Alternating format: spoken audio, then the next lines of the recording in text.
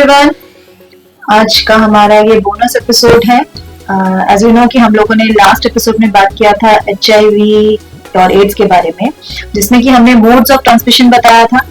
और आज के एपिसोड में हम लोग कुछ मिथ्स डिबंक करने वाले हैं और हम प्रिवेंशन के बारे में बात करने वाले हैं। तो पहले हम मिथ्स की बात करें अगर, तो सबसे पहला मिथ हैंडशेक, कि क्या हैंडशेक करने से कोई अगर किसी पॉजिटिव HIV पॉजिटिव इंसान के साथ अगर मैं हैंडशेक करती हूँ, उससे हाथ मिलाती हूँ, तो क्या मुझे HIV हो सकता है? तो आंसर इज नो। हैंडशेक करने से HIV नहीं फैलता। इसके बाद अगर हम बात करें, अगर आप किसी ऐसे के साथ रह रहे हैं जो HIV पॉजिटिव है, अगर उनके साथ में टॉयलेट, बाथरूम या रूम शेयर कर रहे हैं, क्या उससे हो पाएगा? Again, the answer is no. Using the same bathroom or toilet does not help communicate AIDS or HIV for that matter. And going on to the next point, अगर आपकी वैसे तो कोई करता नहीं है, but still if you are sharing a toothbrush जिसके अंदर already saliva है, छोटा सा saliva, हल्का सा भी saliva, उसके अंदर आपका HIV वायरस हो सकता है। तो इसलिए it's better आप अपना या तो टूथब्रश बहुत अच्छे से धोएं। फर्स्ट सजेशन है किसी को यूज ही ना करने दें, बट अगर बहुत ज्यादा इमरजेंसी है कि यूज करना ही है तो अच्छे से उसको वॉश करके मेक श्योर कि उसमें से आपका सारा सलाइवा क्लीन हो जाए, तभी आप किसी को अपना टूथब्रश आगे पास ऑन करें। लेकिन टूथब्रश के थ्रू HIV वायरस जो है कम्युनिकेट नहीं होता है, क्योंकि सलाइवा के थ्रू, क्योंकि उसमें इतना माइन्यूट अमाउंट में होता है। टॉप ऑफ दैट आपकी टूथपेस्ट में आपके एंटीसेप्टिक होना है, तो वो उसको किल करेगा। हाँ, राइट। जिसकी वजह से आपका टूथब्रश या सलाइवा के थ्रू, सलाइवा ऑन टूथब्रश आपका HIV पास ऑन नहीं कराएगा। राइट। नेक्स्ट आता है kissing. See, there is no harm in kissing. Risk from dry kiss is almost zero. And when it comes to French kiss, जहाँ पे we know कि where tongue and saliva enter another person's mouth carries higher risk, especially in one person has sores in the mouth, cracked lips और bleeding gums. तो हम इस चीज के लिए हम ये बोल सकते हैं कि dry kiss is okay, but no for French kiss. The person who is having HIV positive, yeah, right. And then if you know that the person is kissing is fine and not HIV positive, yeah, right. Coming on to the next, it's like when you go for swimming, make sure that you don't hurt yourself, और जहाँ पे जो लोग आ रहे हैं वहाँ पे कोई HIV positive बंदा ना हो, because if by any chance that person harms himself inside the pool और उसका blood pool में आ जाता है, तो there are chances कि पूल में बाकी जितने लोग हैं वो भी HIV पॉजिटिव हो सकते हैं। Right. Now, can someone get HIV virus on getting raped? Definitely, it's a kind of intercourse only, but of course consensual नहीं होता, but yeah, it can lead to a person जो infected नहीं है, जो normal है, वो भी infect हो सकता है। राइट। नेक्स्ट आता है मस्किटो बाइट, कि क्या मच्छर के काटने से HIV होता है? जी नहीं, मच्छर के काटने से HIV स्प्रेड नहीं होता है। ये तो बात हुई हमारी मिथ्स की। ठीक है, अब हम बात करते हैं कि कुछ ऐसी बातों की जो कि शायद आप लोग भी सुनेंगे, तो क्योंकि जब हमने सुनी तो हमें भी बहुत हैरानी हुई, और जब आप लोग भी इस चीज को सुनेंगे तो नो डाउट आपको भी बहुत हैरानी होगी। तो हम ये सब मिथ्स है, अनसाइंटिफिक रीजंस है, फॉल्स इंफॉर्मेशन है, जो कि हम आपको बताने वाले हैं। तो अगर आपके दिमाग में भी अगर ऐसी कोई इंफॉर्मेशन है तो प्लीज आप इसको निकालिए, क्योंकि ये सच नहीं है। This is false information and scientific, but somewhere people think about it, इसलिए इस बारे में ऐसा लिखा गया है। Right. The first is, once you contract AIDS, your flesh will drop and fall off. मतलब कि अगर आपको एड्स है तो आपका एक बॉडी का पार्ट, आपका कोई मांस गिर जाएगा आपकी बॉडी से, मतलब मांस आपका गिरने लगेगा। हाँ, ऐसा कुछ नहीं होता है, ऐसा कुछ नहीं होता, सिर्फ अफवाह है। If the government discovers that you have AIDS, you will be given a lethal injection and killed. मतलब अगर सरकार को पता चला कि आपको एड्स है, पहले वो आपको एक इंजेक्शन लगाएंगे और फिर वो आपको मार देंगे। नहीं, ऐसा कोई भी सरकार नहीं करती है और ना ही करना चाहिए। तीसरा, अगर हम बोले मिसकंसेप्शन की, you are getting AIDS if you are very over active in sex exploits, ऐसा कुछ नहीं होता। ऐसा भी कहते हैं कि अगर आप ब्रॉथल्स में बहुत ओकेजनली विजिट करेंगे तो एड्स या HIV होने के चांसेस कम है। ये भी ऐसा नहीं है। Even one encounter of unsafe sex can lead to HIV। Right. Another is AIDS and STDs are caused because of the heat of the truck engine. Oh my god. It's like ऐसा कुछ नहीं होता है, engine का काम है heat का बनाना, तो वो वही काम करता है, और एड्स और एसटीडीज का इनसे कोई मतलब I think ये misconception mostly इसलिए है कि truck drivers are more prone to HIV positive. right. Next is eating donkey meat can cure AIDS. No. No meat can cure AIDS. Nothing like this nothing can cure AIDS first of all. But this is very false that eating donkey meat can cure AIDS. कहते हैं कि अगर आप अपने genitals को अपने urine से clean करेंगे तो you are protected from AIDS और HIV. I think You might be feeling gross like us, but yeah, it is written somewhere. it's so gross. कुछ नहीं. And let us tell you that जो भी sources से हम पढ़ रहे हैं, they are registered sources, they are verified sources, and yeah. हाँ, ये चीजें right.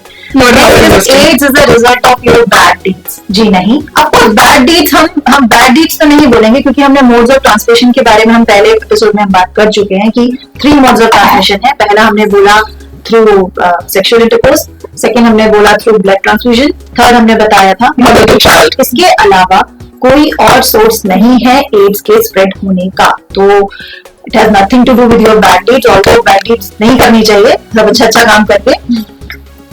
Next is having intercourse with an animal can cure AIDS. Again please punish मत कीजिए इसके लिए. बिल्कुल inhuman.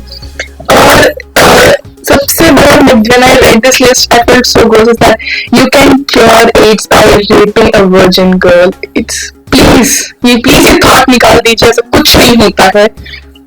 Nothing can cure AIDS, as Sharon said. Nothing can cure AIDS or HIV till now. The future होता है and it's very good for everyone. But please, the point that you can have sex, unsafe sex with a virgin girl, not only puts you on threat कि आप कभी you're racing against the clock. Yeah. ऐसा कुछ नहीं कि उससे आपको cure हो जाएगा. Also putting the girl in risk of catching HIV. Please.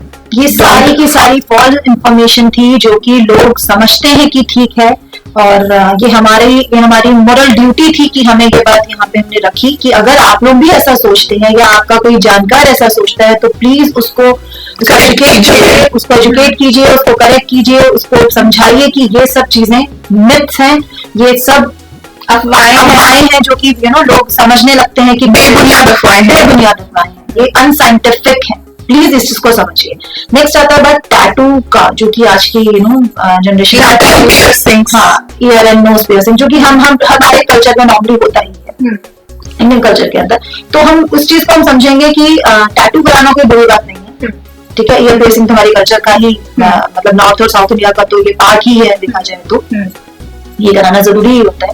तो अगर आप ये सब करा रहे हैं तो मेक श्योर कि आप वेरीफाइड जगह से कराएं, और जो जिससे आप करा रहे हैं उसके जो इंस्ट्रूमेंट्स हैं वो स्टरलाइज्ड हों, सो दैट यूज इंस्ट्रूमेंट्स ना हो कि ऐसा ना हो कि जो आपसे पहले प्रीवियस बंदे में यूज हुए हैं may not be HIV positive, वो चीज आपको भी ना लग जाए उनके थ्रू. तो अभी तो हमने बात किया मिथ्स का, फॉल्स इंफॉर्मेशन का. अब हम बात करते हैं कि प्रिवेंशन, कि एड्स के लिए प्रिवेंशन क्या है. जैसे कि हमने पहले बात किया कि मोड्स ऑफ ट्रांसमिशन हमने 3 बताए. तो पहले हम बात करते हैं सेफर सेक्स की. जब हम सेक्सुअली इंटरकोर्स की जब हम बात कर रहे हैं तो उसके अंदर हम क्या क्या हम कर सकते हैं, राइट. तो पहली बात safe sex, staying in a mutually faithful relationship where both the partners are uninfected. Prevention है बताइए, right. Sexual gratification through masturbation, massage, rubbing, dry kissing, and hugging. Using a condom for all types of sexual intercourse, no matter what. Condoms आप एक layer provide करेंगे जिससे the chance of spreading HIV is less, very less comparatively. Although condoms does not provide 100% safety from HIV transmission, and no company produces condoms has given 100% guarantee against getting infected with HIV STDs, but still you should use condoms, right. Avoiding sex when either partner who has open sores or any sexuality transmitted disease. True. Oral sex should be avoided if there are sores in the mouth or on the genitals. Anal sex is dangerous for both the partners since the rectum and penis can break and bleed during intercourse. Couples should talk about sex and learn to please each other.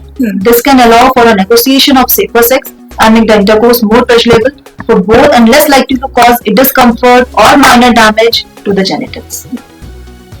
ये तो हमारा बात हुआ safer sex का.